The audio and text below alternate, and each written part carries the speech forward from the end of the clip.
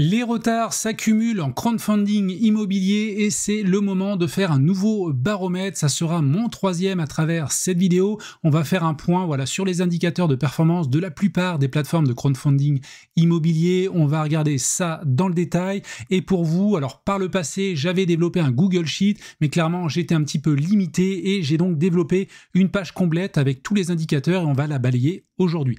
Pour accéder à cette page, il vous suffit tout simplement d'aller sur mon site internet. Ici, vous avez donc le menu database, vous cliquez dessus. Il faut se loguer pour le moment parce que c'est une page en version bêta. Avec les retours que j'aurai de certains d'entre vous, je vais pouvoir la finaliser et après elle sera accessible bien sûr sans se loguer. Alors sur cette page, on retrouve donc un sommaire. On va voir bien sûr la date de mise à jour des indicateurs de performance sur chacune des plateformes très rapidement. On regardera également l'état des remboursements. Donc ça, c'est le petit camembert ici qui est très intéressant pour voir globalement où se situent les collectes. Est-ce qu'elles sont remboursées, en retard, en cours ou peu importe. Voilà, on verra cela. On regardera aussi trois autres indicateurs, le taux moyen annuel par plateforme, la durée moyenne des emprunts et également le montant global collecté par plateforme. Et enfin, toute la partie basse, bien sûr, on va creuser sur les retards, retard de 0 à 6 mois, retard 6 mois et plus, également les procédures collectives. Donc on va voir tout ça dans le détail. Sachez également que sur cet outil, vous avez la possibilité donc de voir toutes les plateformes, mais également de comparer certaines plateformes entre elles. Donc vous pouvez les sélectionner ici dans cette liste et également on peut filtrer par année. Ça, c'est à mon sens important parce qu'il faut avoir une vue globale, mais également aller forer année après année, notamment 2020, 2021, 2022, parce que c'est là où on peut ressortir pas mal de choses, notamment sur la gestion des retards des plateformes. Donc sur ce tableau, juste en dessous, on retrouve donc la liste de toutes les plateformes que j'ai intégrées à ce bilan. Donc il y en a pas mal. Vous aurez ici la date de mise à jour donc des données qui est affichée sur le site. Alors en bas, j'ai mis donc 4 lignes en rouge. Donc ça, c'est les mauvais élèves pour moi. Déjà Tokimo parce que effectivement aujourd'hui, ils n'ont pas a priori, je ne l'ai pas trouvé de page sur les indicateurs de performance. Alors lorsque j'ai fait ma dernière vidéo sur les indicateurs de performance, je crois que c'était en septembre, je leur avais déjà envoyé un mail, ils m'avaient dit ça allait sortir, mais pour l'instant, écoute, pas d'indicateur de performance sur Tokimo. Côté Before Deal, ça fait tâche également à dernière mise à jour le 22 janvier 2024. Alors il y a le petit lien ici source qui te permet d'aller voir directement sur le site, donc n'hésite pas à utiliser cela et là on voit 22 janvier 2024. Donc c'est pas top. Après on a My Capital Immo, donc pas mis à jour depuis juillet 2024 et également Fondimo depuis septembre 2024. En fait j'ai mis en rouge toutes les plateformes qui n'ont pas mis à jour leurs indicateurs de performance depuis 3 mois. Et donc après, on retrouve les autres plateformes avec quelques petits bémols pour certaines d'entre elles, notamment ici parce que certaines ne mettent pas précisément la date de mise à jour. Donc moi, à la date de saisie, bien entendu, j'ai mis cette date-là. Après, pour voir les évolutions sans date de mise à jour, c'est toujours gênant. Donc on peut regarder le montant global collecté, est-ce qu'il a bougé? Et dans ce cas-là, intégrer les données. Et je précise que je vais mettre à jour régulièrement ces données. Et si vous aussi, vous voyez qu'il y a une sortie de nouveaux indicateurs de performance, n'hésitez pas à m'envoyer un petit mail, me le dire via les réseaux, parce que je les mettrai à jour dans la foulée. Et puis, il y a également quelques petits soucis sur certaines plateformes, notamment Immocracy, où là, il n'y a pas de détails sur les retards. Il y a marqué 20% de retard, mais il n'y a pas de détails inférieur à 6 mois, supérieur à 6 mois, les procédures collectives. Et également, côté Baltis, il y a le détail par année, mais il n'y a pas les cumuls. Donc ça, c'est gênant. Il n'y a aussi pas la moyenne des taux proposés par année. Et donc, pas mal de petites choses. Donc, n'hésitez pas à regarder cela dans les commentaires. Et vous avez également ici tous les bonus disponibles sur les plateformes. Ça peut vous intéresser également pour faire un premier investissement. Allez, on avance, donc je vais grossir un petit peu.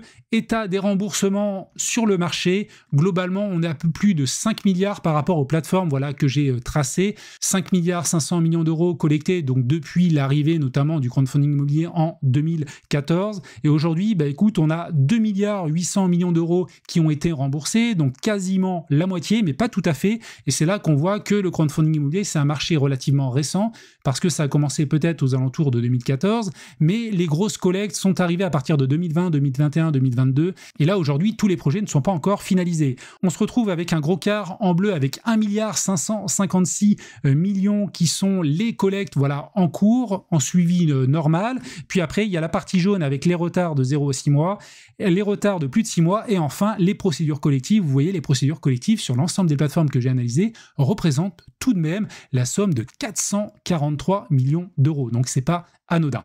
Donc voilà pour ce premier regard. Ce que l'on peut faire également, c'est filtrer sur l'année, regarder l'année 2022 qui me paraît vraiment une année assez intéressante. Et si on regarde, donc sur cette année, on a un peu plus du tiers qui est remboursé, on a une partie en cours, et puis toute la partie jaune, verte, et puis ici violet, quasiment 50%, on va dire 45%, c'est tout ce qui est en retard. Donc cette année 2022 est compliquée parce que les projets ont dû sortir 2 ans plus tard. Il y a eu la crise en Ukraine, il y a eu la hausse des taux, il y a eu également la hausse des prix des matériaux. Donc clairement, beaucoup de projets en 2022 ont été impactés et ça risque d'être compliqué par la suite. Donc je vais revenir sur toutes les années et on va passer donc à l'indicateur suivant qui est celui-ci. Le taux moyen annuel par plateforme, ça c'est un indicateur qui peut être vraiment intéressant. Donc on voit qu'historiquement Finpulse c'est la plateforme qui délivre le rendement le plus faible à 8,24% et le plus haut on est sur bien prêté. Alors attention sur les plateformes que j'ai récupérées, la plupart c'est du crowdfunding immobilier. J'ai rajouté quand même bien prêté, également les entrepreneurs et je crois PrêtUp. Mais attention sur celle-ci c'est un petit peu quand même à part. Donc on voit les plus gros taux, Immocracy 11,8%, Baltis, Upstone, la première brique et puis ce que l'on peut faire également ici, alors je vais le faire que pour cet indicateur, après on va dérouler plus rapidement, mais on peut regarder non pas sur 2022 mais sur 2024, parce que l'année qui vient de se terminer a affiché quand même de très très gros rendements, et là on voit qu'on a un gap. La plateforme affichant les taux les plus faibles, c'est les entrepreneurs avec 9,5%, la plus haute c'est bien prêté, on voit également Immocracy à 12%, la première brique, Limo, Baltis, Razors, donc là-dessus vous pouvez donc voir et cibler les plateformes qui vous intéressent. Alors bien sûr, attention, parce que quand on parle de taux, il y a le risque, et c'est ce qu'on va voir donc par la suite, notamment en lien avec les retards. Allez, on continue sur l'indicateur suivant, je crois que c'est celui-ci, la durée moyenne d'emprunt. Donc là, j'ai pas d'informations pour Baltis, mais ce qui est intéressant à voir très rapidement sur cet affichage, c'est qu'il y a beaucoup de plateformes qui vont avoir une durée moyenne d'emprunt aux alentours, on va dire, des 15 mois, 15-20 mois. On a ici Weavest, Immocracy, bien prêté, la première brique, Crodibi, Collectimo, Upstone. Et puis on a des plateformes qui vont avoir des durées assez longues. Anaxago, 28 mois. On a ici Finpulse, 30 mois. Brix, 31 mois. Limo, 33 mois, enfin c'est vraiment énorme, et les entrepreneurs, 38 mois. Alors les entrepreneurs, on peut le mettre un petit peu de côté, mais si on prend Limo, 33 mois, clairement c'est quasiment 3 ans, alors que si vous allez sur une plateforme type Immocracy ou peut-être la première brique, vous allez avoir globalement qu'1 an et demi, donc clairement en termes d'illiquidité, c'est pas tout à fait la même chose. Donc c'est à prendre en compte. Si on descend, le montant collecté par plateforme, alors on retrouve Club Funding, le gros du secteur qui a collecté depuis le début et jusqu'à présent 1,670 milliard d'euros. En deuxième, on retrouve Omunity, Anaxago avec 640, on a Razor, Suicide, Fondimo, Chorégraphe, donc c'est important pour voir la globalité du marché et voir les grosses plateformes historiques. On retrouve la première brique ici avec 207 millions d'euros, bien prêté 143, après on a Modego à 105, également Baltis, donc n'hésitez pas à consulter la page pour voir cela dans le détail.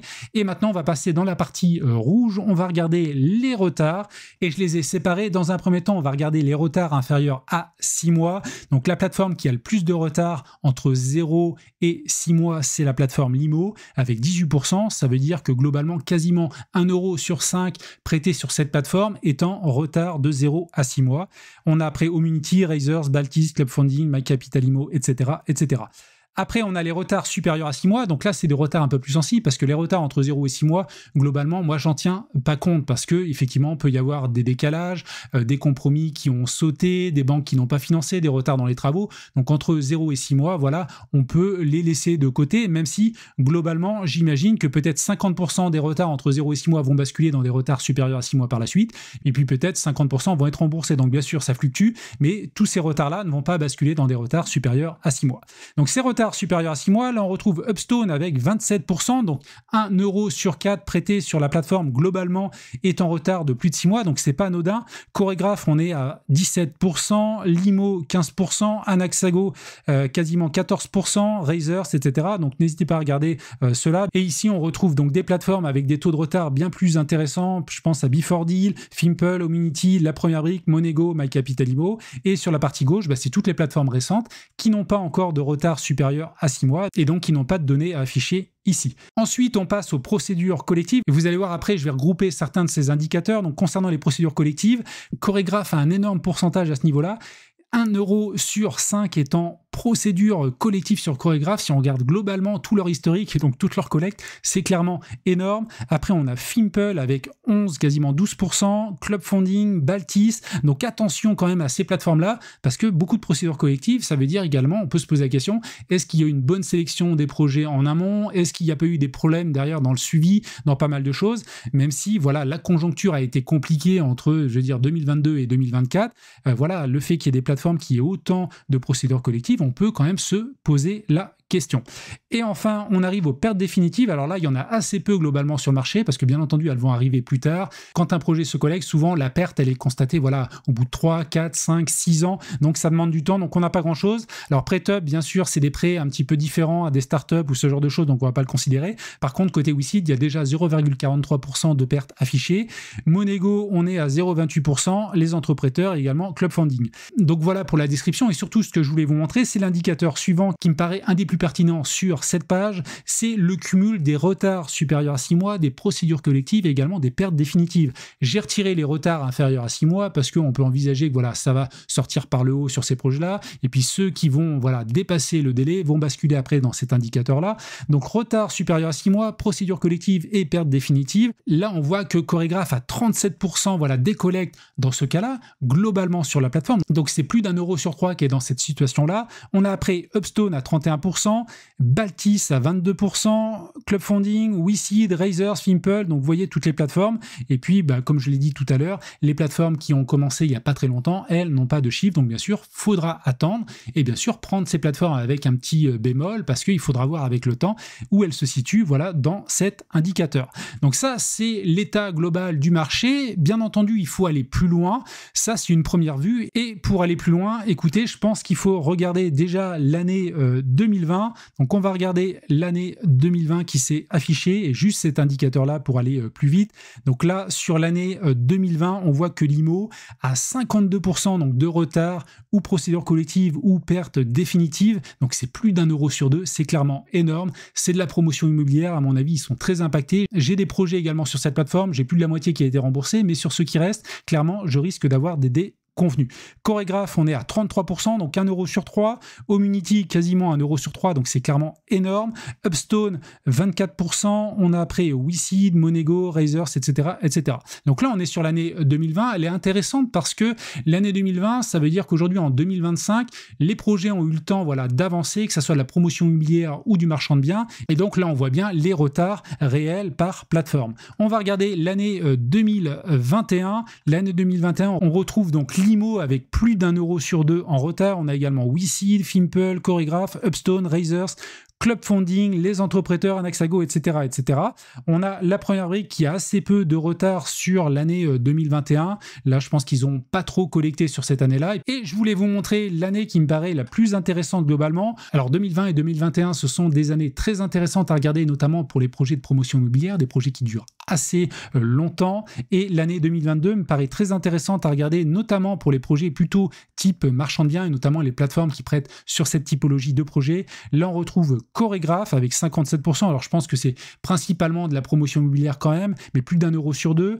Upstone, plus de 50% également, donc c'est énorme. On a Baltis, quasiment 50%. Clubfunding, WeSeed, Razors, etc., etc. Là, on voit la première brique qui a quand même 21% de retard sur ces projets en 2022. Donc, retard, je le rappelle, supérieur à 6 mois ou procédure collective ou perte définitive. Donc, attention tout de même au suivi de ces projets-là parce qu'il y a quand même beaucoup de retard. Donc, effectivement, il y a eu une crise globale majeure. Clairement, et l'immobilier a été confronté à cela. Donc, il faut être vigilant. Et donc, quelles sont globalement les conclusions que l'on peut tirer sur ces indicateurs? Le premier point, c'est bien sûr de bien sélectionner voilà, les plateformes sur lesquelles on va investir parce que les plateformes qui ont énormément de retard, plus que la moyenne du marché, d'ailleurs, il faudrait que je rajoute peut-être une moyenne du marché pour voir comment situer chaque plateforme. Et quand il y a énormément de retard, ça veut dire qu'il y a un problème soit de sélection de projet, soit globalement dans le suivi et peut-être la capacité à recouvrer couvrez les sommes. Ça, c'est un premier point. Deuxièmement, concernant les procédures collectives, attention tout de même, parce que lorsqu'un projet tombe en procédure collective, ça ne veut pas dire que vous allez tout perdre. S'il y a de bonnes garanties derrière, il y aura du recouvrement in fine, notamment si vous avez des couvertures hypothécaires supérieures à 100%, ce genre de choses, de belles fiducies. Si vous avez simplement des GAPD ou des projets de promotion où généralement les garanties sont un peu plus light, bah là, ça risque d'être beaucoup plus compliqué. Et le troisième axe, c'est tout simplement de chercher à très bien sélectionner ces projets. Je parlais de garanties, il faut aller sur des garanties hyper costaudes, donc des garanties sur les biens, ça va préserver votre capital in fine. Deuxièmement, bien sûr, sélectionner de bons porteurs, de belles marges, de beaux indicateurs, une belle LTV également. Donc ça, c'est des choses qu'il faut vraiment travailler à votre niveau, parce que les plateformes, c'est une chose, elles font un filtre, elles vont sélectionner globalement que des bons projets, mais derrière, vous devez, en tant qu'investisseur intelligent, aller sur des projets très qualitatifs, des pépites, les meilleurs projets, pour préserver tout simplement vos investissements et pour aller chercher des beaux rendements, et notamment des rendements aux alentours des 10%.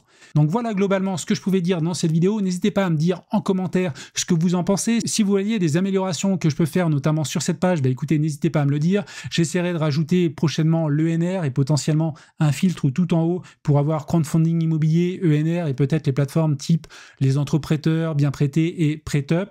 Et puis cette page sera accessible dans quelques temps sans connexion, donc vous pourrez la consulter. Mais si vous voulez d'ores et déjà le faire, vous pouvez en vous loguant au site internet. Voilà ce que je pouvais dire dans cette vidéo, j'en ai terminé. Si vous voulez plus loin, écoutez, n'hésitez pas à regarder cette vidéo où je compare deux plateformes très connues autour du crowdfunding immobilier, deux plateformes qui collectent énormément ces derniers temps. Et ici, c'est un comparatif global sur toutes les offres autour du PEA. Investir en bourse, c'est important également pour se diversifier. Et donc, je vous dis à tout de suite de l'autre côté si vous cliquez.